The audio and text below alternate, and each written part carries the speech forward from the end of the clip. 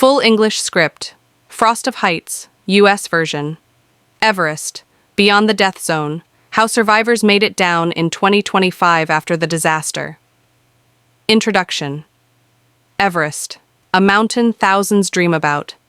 A place where you feel closer to the sky than to the earth. But there is one truth people rarely say out loud.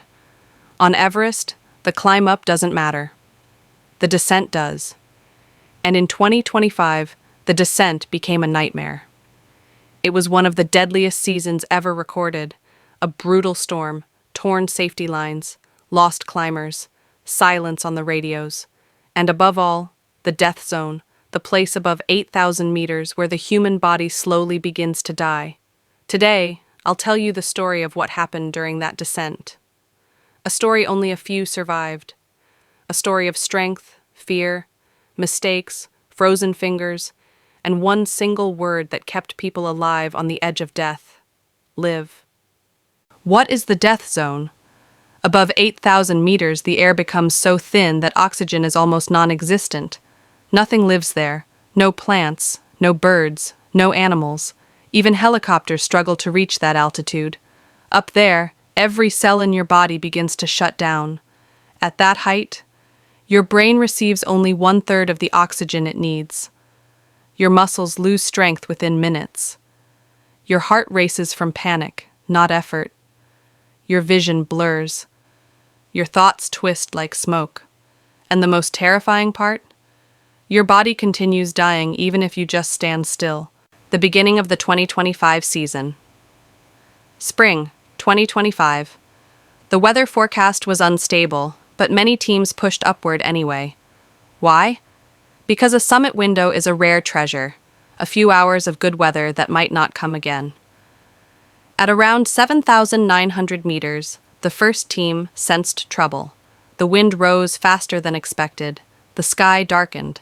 Clouds moved unnaturally fast, but they were already too close to the summit. Turning back felt impossible. Human dreams can be stronger than common sense. How the disaster began that evening, a team of 6 climbers reached the final camp. Moments later, the radios went silent. Attempts to contact them failed. The wind screamed across the ridge. Tents shook violently. During the night, a sudden gust ripped apart several fixed ropes, the same ropes needed for both climbing up and, most importantly, climbing down. This meant one thing: anyone above that point was now trapped. A survivor later said, "All we heard was the wind. It filled our ears. We pressed ourselves against the slope like it was a wall. Nobody knew what to do." Meanwhile, teams below realized something irreversible had already happened. 2 survivors, 2 stories. The descent of 2025 became unforgettable because of 2 people who survived when many others didn't. 1. The 36-year-old male climber, an expert. He had already summited 11 of the world's 14 8,000-meter peaks. He used to say, "Reaching the top isn't heroism, coming down is." He knew the death zone allows no hesitation, no stopping, no panic. But even he wasn't prepared for that storm. 2. The second survivor, a woman from Europe. Her name was Lisa. She had dreamed of Everest for years, not for fame, but to prove to herself that she could rise above her fears. At 8,200 meters, her body began to shut down. Later, she said, "I couldn't feel my hands. I looked at them, and I didn't know if they were still mine." Yet she kept moving. The descent that decided everything. The biggest misconception about Everest is believing the danger ends at the summit. In reality, 70% of all deaths happen on the way down. Because strength is gone, oxygen runs out, and storms erase the trail beneath your feet. The male climber said, "We were walking blind. The wind tore the masks off our faces. Our hands were frozen like stone. Every step felt like the last one." Lisa lost her balance 3 times. Each time she fell, then forced herself up again. She knew one thing: if she sat down, she would die. Chaos on the ridge. By midnight, winds reached 140 kilometers per hour. Visibility dropped to almost zero. Teams became separated. Some moved too fast, others too slow, Some sat down, just for a minute, and never stood up again. This is the cruelest truth of the death zone. People don't freeze because they give up. They freeze because they think they're resting. Hallucinations and the psychology of survival. Under extreme oxygen starvation, the human mind begins to fracture. Survivors often report seeing dark silhouettes, guides walking ahead, shadows moving, friends who aren't there, voices calling, "This way, follow me." The 2025 survivors said the same. Lisa admitted, "I saw someone walking in front of me. I thought it was a Sherpa. Then I realized I was alone." Alone above the clouds, at that height, a climber understands something painful. No immediate rescue will come. No one can rush up through the storm. There are no guarantees you'll be found. Every meter becomes a battle. The male climber said, "I repeated one word.